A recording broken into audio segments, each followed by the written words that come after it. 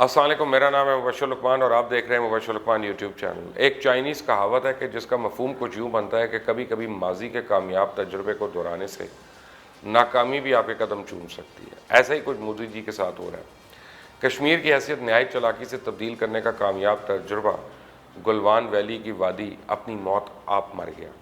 بھارت اور چائنا کسی بھی طرح موازنہ تو ان کا ہو نہیں سکتا، دفاعی طور پہ، معاشی طور پہ، انفرادی قوت ہو یا وہ بھی کوئی اور پہلو ہو۔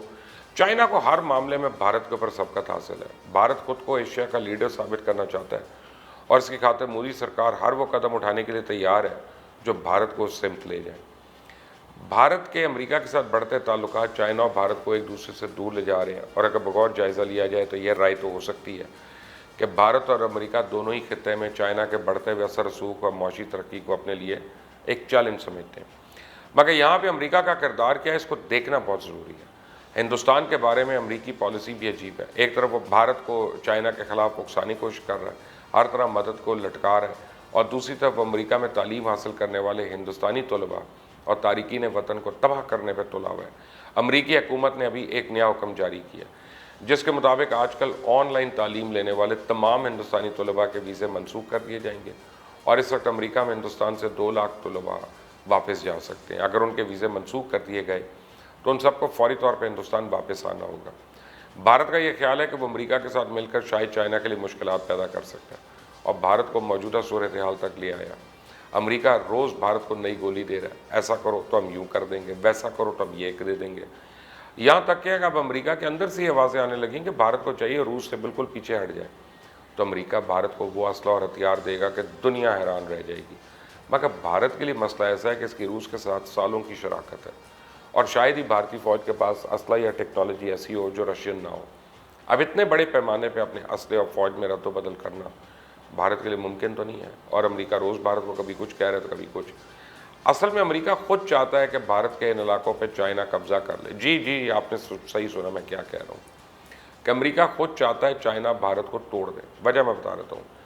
امریکہ کی پلاننگ یہ ہے کہ وہ بھارت اور چائنا کے درمیان پیدا ہونے والی تصادم اور جنگ کی کیفیت کو اپنے لیے ایک موقع غنیمت سمجھے، اور خطے میں موجود چائنا سے مخالفت رکھنے والے ممالک یعنی Vietnam, Malaysia, Taiwan, Japan, Australia اور خاص طور پر بھارت کے ساتھ مل کر بحر ملاقہ بند کرنے کی خواہش رکھتا ہے تاکہ چائنا کی درآمدات اور برآمدات کو روکا جا سکے۔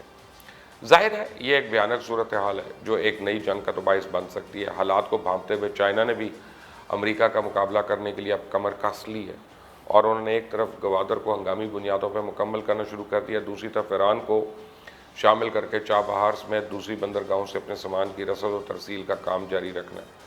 یہاں تک کہ چائنیز طالبان کے ساتھ بھی اپنے خوشگوار تعلقات کو استعمال کرتے ہوئے افغانستان سے بھی بھارت کو نکالنے کے لیے انہوں نے پوری پلاننگ کر لی ہے۔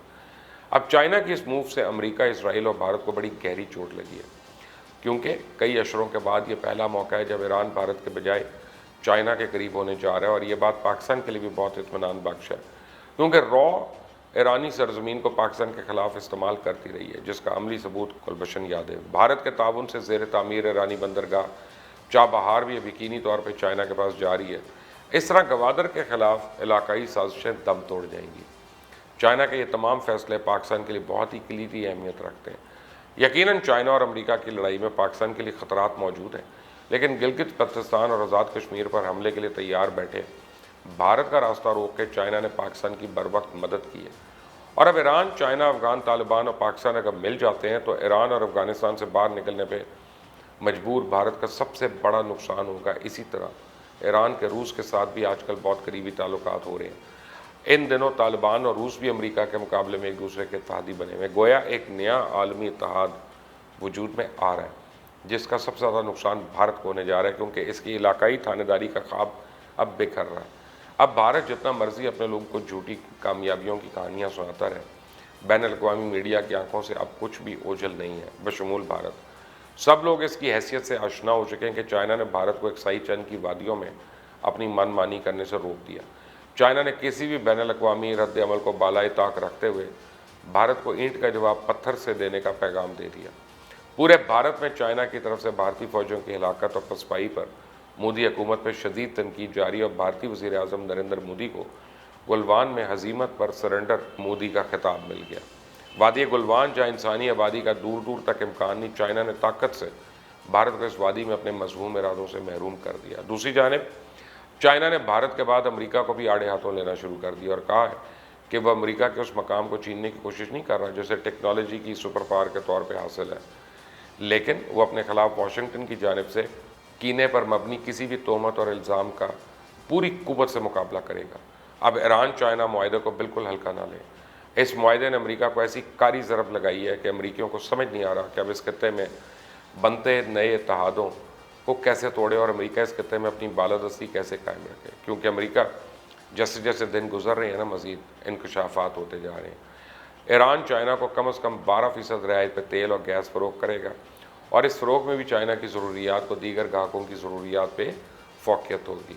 اور رپورٹ کے مطابق ایران اگرچہ روزانہ 4 سے 5 ملین بیرل تیل کی پیداواری صلاحیت رکھتا ہے، البتہ موجودہ امریکی پابندیوں کے سبب یہ پیداوار محض 2 لاکھ بیرل روزانہ تک محدود ہے۔ چائنا کی توانائی ضروریات اتنی زیادہ ہیں کہ وہ چاہے تو روس اور ایران سے ہی اپنی تمام ضروریات پوری کرنے کے قابل ہے۔ ایسی صورت میں چائنا کو سعودی عرب سمیت خلیجی ریاست انڈونیشیا اور برونائی سے تیل اور گیس خریدنے کی ضرورت نہیں رہے گی، اور ساتھ ہی رشیا اور ایران ایسے سپلائر ہیں جو چائنا اور امریکہ کی پھیلتی اسٹریٹجک اور اقتصادی سر جنگ کے دوران امریکی دباؤ میں تو نہیں آئیں گے، یعنی یہ ہر فریق کی جیت ہوگی۔ روس اور ایران کو ایک مستقل اور مضبوط گاہک مل جائے گا اور چائنا کو 2 مستقل قابل اعتماد سپلائرز مل جائیں گے۔ ایرانی بندرگاہیں چائنا کے روڈ اینڈ ریل منصوبے کا حصہ بن جائیں گی۔ High speed rail link China کو وسطی ایشیا، ایران اور ترکی کے راستے یورپ سے جوڑے گا۔ چین ترکمنستان گیس پائپ لائن کی اگر ایران تک توسیع ہو گئی تو آبنائے ہرمز سے بحیرہ جنوبی چین تک جنوبی راستے درپیش ممکنہ خطرات سے کم چائنا تک پہنچنے والی توانائی کی جو رسد ہے وہ محفوظ ہو جائے گی۔ یوں ایک متبادل طلبی اور رسدی زمینی گزرگاہ کے ہوتے ہوئے چائنا سے بحر عرب تک خود کو گھیرنے والے امریکہ کا دباؤ ثابت قدمی سے مقابلہ کر پائے گا۔ ایران اپنے جوہری وسائل کو چائنا کی فراہم کردہ چھتری تلے یکسوئی سے ترقی دے سکتا ہے، اور یمن، عراق، شام، لیبنان وغیرہ بھی اپنے علاقائی مفادات کا ایک مخصوص حد تک تحفظ کر لیں گے۔ امریکہ کے برعکس چائنا ایک ایسی سپر پاور ہے جس کے سعودی عربیہ، اسرائیل اور ایران سے قریبی اقتصادی تعلقات ہیں، لہٰذا اگلی بار اگر مشرق وسطیٰ کی ان تینوں طاقتوں کے مابین کوئی مناقشہ پھیلنے کا امکان بڑھتا ہے تو چائنا علاقائی ثالثی اور سودے بازی کے ضمن میں امریکی اثر رسوخ کے لگ بھگ ہم پلہ ہوگا۔ اس کا ایک فائدہ تو یہ ہے کہ ایران کو مشرق وسطیٰ میں اپنی پالیسیز چائنیز مفادات کے پیش نظر وضع کرنی پڑیں گی، چنانچہ علاقائی پالیسی میں شدت پسندی کا عنصر نسبتاً کم ہو جائے گا۔ یہ وہ تجزیہ جو سال بھر پہلے پیٹرولیم اکانومسٹ میں شائع ہوا، اور اب جس اسٹریٹجک سمجھوتے کا خاکہ بظاہر لیک ہوا ہے، اس میں اور سال بھر میں افشاں ہونے والی تفصیلات میں کوئی بنیادی فرق نہیں، صرف یہ اضافی معلومات میسر آئی ہیں کہ چائنا اور ایران دفاعی پیداوار اور انٹیلیجنس کے میدان میں بھی قریبی تعاون کریں گے۔ عالمی جغرافیائی گٹھ جوڑ کا نقشہ تیزی سے بدل رہا ہے۔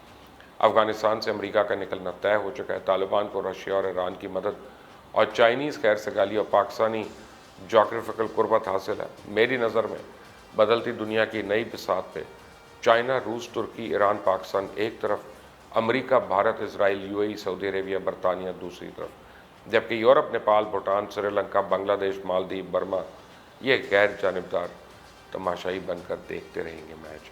آپ دیکھ رہے ہیں مبشر لقمان یوٹیوب چینل، اس کو سبسکرائب کریں، بیل آئیکن کو پریس کریں۔ اللہ حافظ۔ کہ یمن میں دنیا کا سب سے سنگین اس وقت بحران جو ہے وہ ہمیں نظر آ رہا ہے، اور وہاں پہ بچوں کا مستقبل داؤ پہ لگا ہوا ہے۔ یمن کی 80% آبادی جو ہے وہ تقریباً 2 کروڑ 40 لاکھ وہ اس بحران کا ڈائریکٹلی شکار ہے، اور 1 کروڑ 20 لاکھ تو اس میں بچے شامل ہیں۔ یہ ملک ان کے لیے جہنم بن چکا ہے، نہ وہاں پہ خوراک ہے، نہ پانی ہے، نہ کوئی دوائی ہے، اور ماسک پہننے کے لیے نہیں ہے، گلوز پہننے کے لیے نہیں ہے۔ بیماری سے بچتے ہیں تو بھوک سے مرتے ہیں، بھوک سے مرتے ہیں، بیماری سے بچتے ہیں، دونوں سے مرتے ہیں تو کسی بم کے اس سے مر جاتے ہیں۔ اب بہرحال ایک فنڈ قائم ہوا ہے، ڈونیٹ ٹو ہیلپ یمن، اور میں یہ چاہوں گا کہ آپ جتنے میرے جاننے والے ہیں کہ اس فنڈ میں ضرور ڈونیٹ کریں۔ تو یہ یونائٹڈ نیشنز کا فنڈ ہے، میں چاہوں گا کہ اس میں سارے کھل کر عطیات دیں، صدقات دیں، خیرات دیں، زکوٰۃ دیں، کیونکہ وہاں کے بچے اور وہاں کے لوگ جو ہے اب اس بات کے مستحق ہیں کہ ہم ان کا سوچتے بھی ہیں کہ نہیں.